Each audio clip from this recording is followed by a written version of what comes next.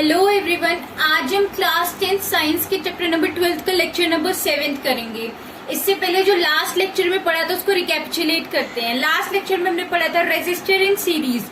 तो उसमें हमने क्या क्या पढ़ा था। रेजिस्टर अगर जब सीरीज में होते हैं कैसे होंगे, जब एंड टू एंड कनेक्ट होगा, उनका एक एंड से दूसरा एंड कनेक्ट होगा रेजिस्टर का, तो इस टाइप के कनेक्शन को आप बोलते हो सीरीज कनेक्शन। ओके, इसमें क्या हो रहा था, इसमें आपका करंट की वैल्यू हर एक रेजिस्टर में क्या थी, सेम थी। Whereas voltage is different in each resistor. Voltage क्या था, डिफरेंट था हर एक रेजिस्टर में, बल्कि जबकि करंट जो की था वो क्या था, सेम था हर एक रेजिस्टर में। ठीक है, इसके बाद हमने डिराइव करा था कि टोटल रेजिस्टेंस कितना होगा।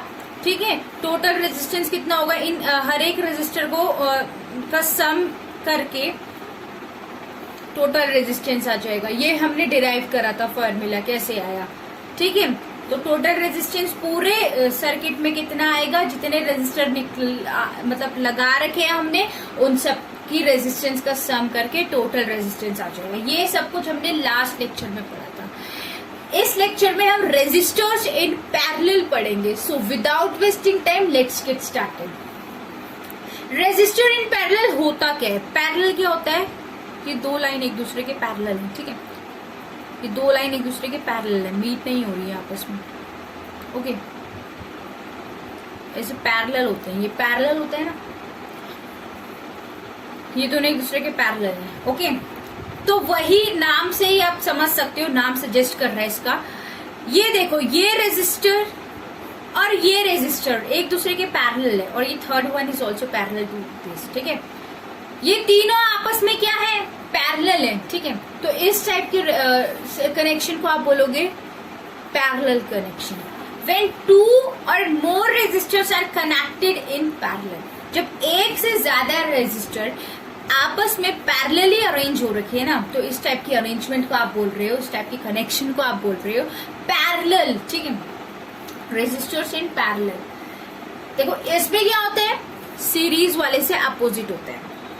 याद करने की ट्रिक बताऊंगी। इसमें करंट की वैल्यू हर एक रेजिस्टर में, करंट की वैल्यू हर एक रेजिस्टर में डिफरेंट होगी। ठीक है, हर एक रेजिस्टर में डिफरेंट होगी, और टोटल करंट भी डिफरेंट होगा। ठीक है, टोटल करंट अलग होगा, हर एक रेजिस्टर में करंट की वैल्यू अलग अलग होगी। ठीक है, whereas voltage is same in each resistor.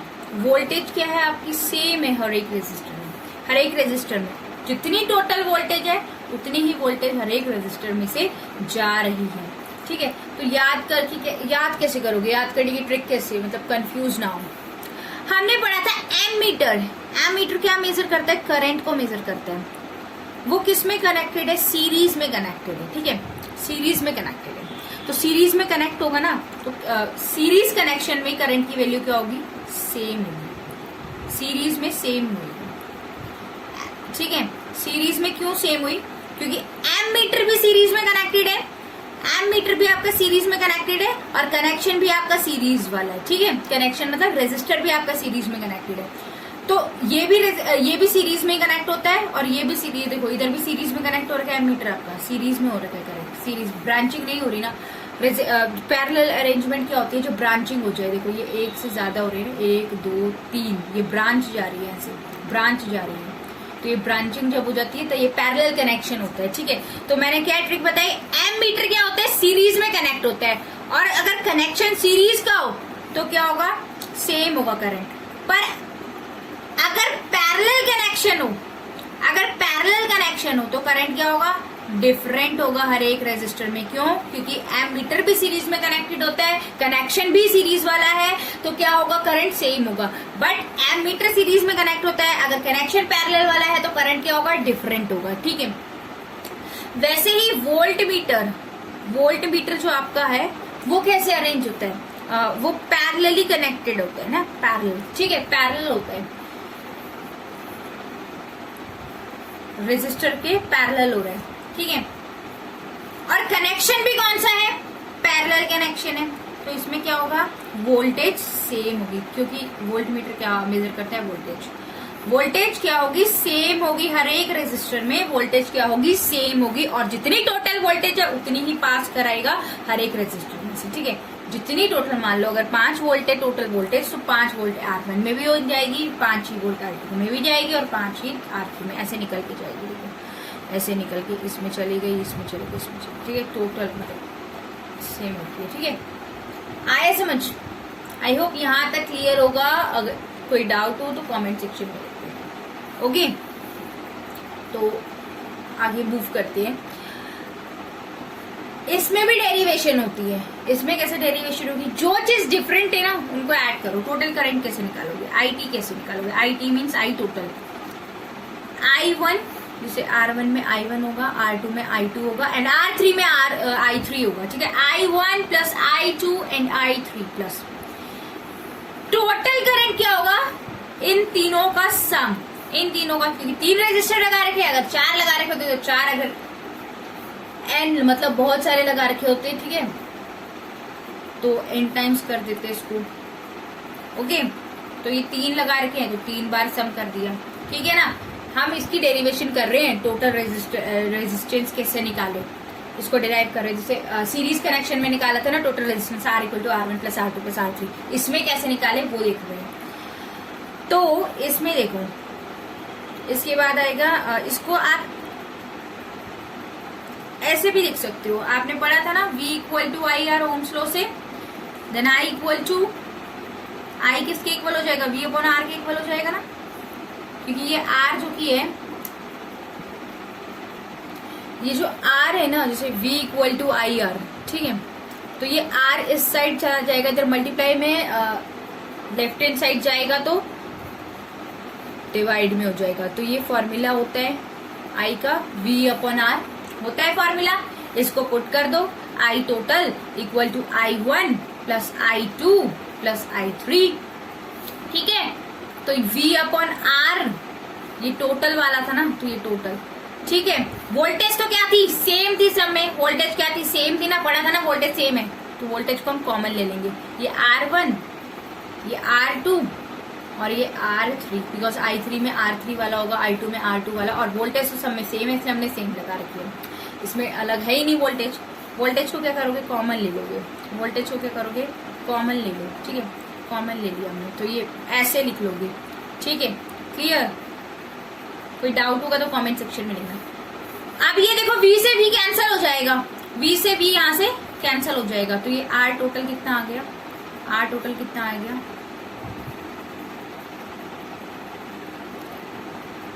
1 upon RT equal to 1 upon R1 plus 1 upon R2 plus 1 upon R3। फिर इसका रेसिप्रोकल कर दोगे ना, इसका रेसिप्रोकल करना पड़ेगा हमें। पहले ये ऐसे करके इसका आंसर निकाल देना, और जो आंसर आएगा उसको फिर रेसिप्रोकल कर देना, तो ये टोटल रेजिस्टेंस आ जाती है पैरेलल कनेक्शन में।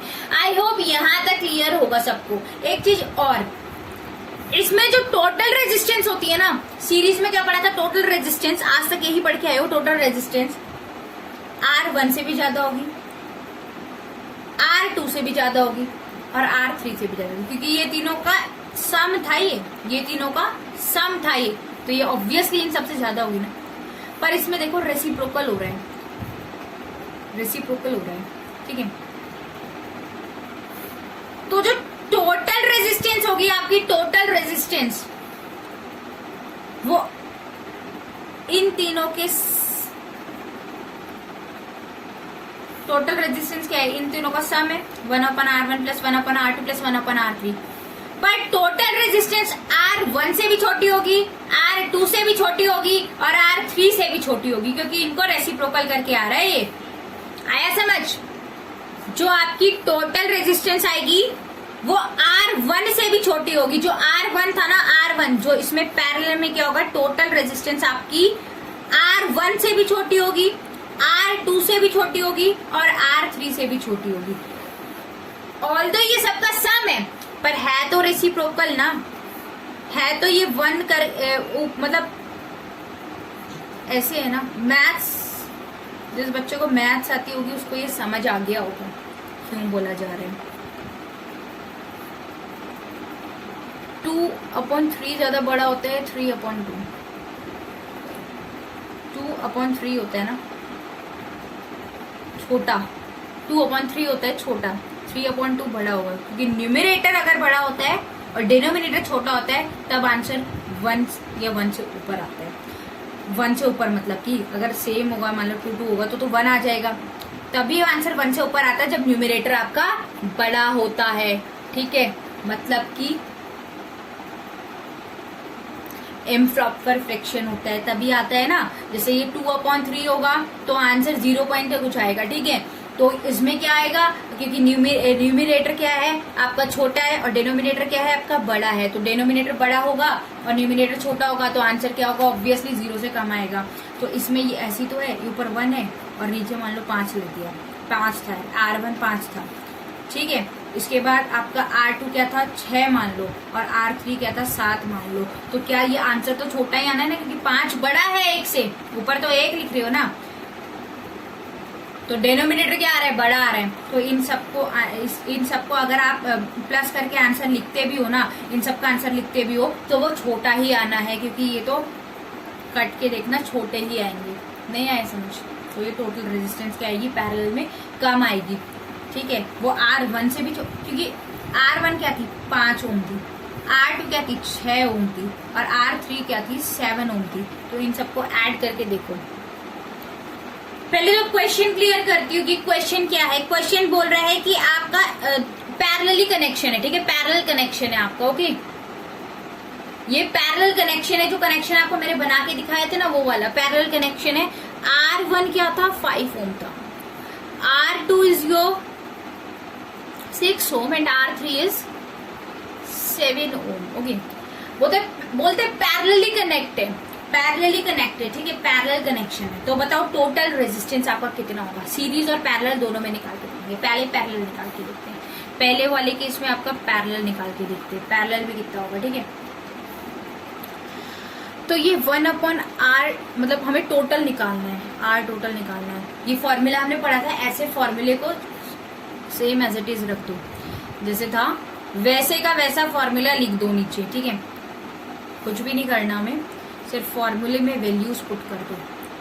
ये 5, R1 5 है, R2 6 है एंड R3 इज योर 7 हो। ठीक है, अब इन तीनों का एलसीएम लेना पड़ेगा, इन तीनों का एलसीएम लेना। ठीक है, तो ये समथिंग लाइक 210 आ जाएगा, 210। ठीक है, और 5 की टेबल में कितने पे आता है 210, 5 की टेबल पे कितने पे 42 पे आता है, तो ये ऊपर नीचे 42 से एलसीएम निकालना तो सबको आता होगा, बचपन में सीख के आ रखे हो 42। ठीक है, ये कितने पे आता है 6 की टेबल में 210, 35, ऊपर नीचे 35 से एलसीएम निकालना सबको आता है आई थिंक। 7 की टेबल में 30 पे है ना, ये 30। अब इनको क्या करना है, कैलकुलेट करना है। 1/RT, इन तीनों को ऐड करो और इससे डिवाइड कर दो, इन तीनों को ऐड करो और इसे डिवाइड कर दो। तो ऐड करें, ये देखो 5 6 7, ठीक है ना, ये 7 और ये 3 4 5 6 7 8 9 10, तो ये 107। ओके, क्लियर है ना। इसके बाद 210, इसको डिवाइड करो, इसको डिवाइड करो, आंसर कितना आता है, इसको डिवाइड करो।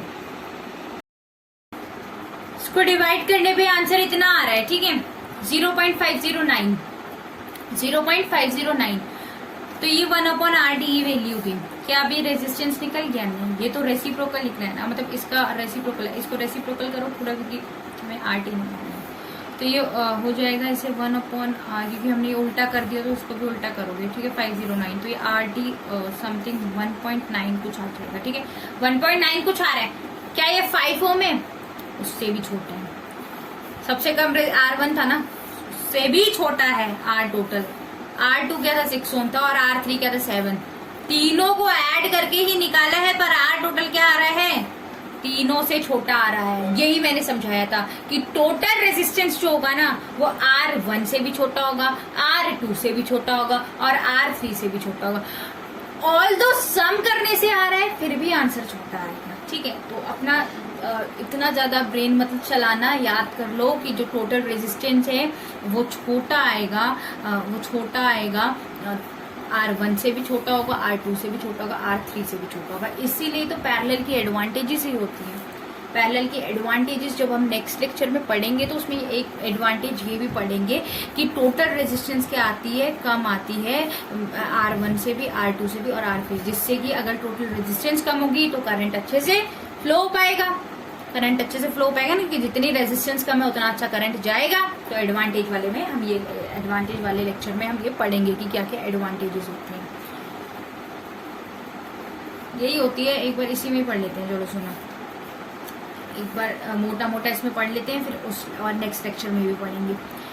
एक एडवांटेज तो ये होती है कि जो टोटल रेजिस्टेंस आपकी है ना, टोटल रेजिस्टेंस पैरेलल कनेक्शन में वो कम होती है R1 से भी, R2 से भी, R3 से भी, जिसकी वजह से क्या होता है, आपका करंट अच्छे से फ्लो हो पाता है। सेकेंड एडवांटेज क्या है कि पैरेलल कनेक्शन में अगर एक अप्लायंस खराब हो गया ना, मतलब एक अप्लायंस काम नहीं कर रहा, नहीं चल रहा, तो ऐसा नहीं है कि दूसरे अप्लायंस भी नहीं काम करने लग जाएंगे, क्योंकि पैरेलली अरेंज है, अलग अलग जा रहा है, करंट अलग अलग जा रहा है सब में। पर सीरीज में ऐसा होता है, अगर एक खराब कोई भी वर्क नहीं करेगा।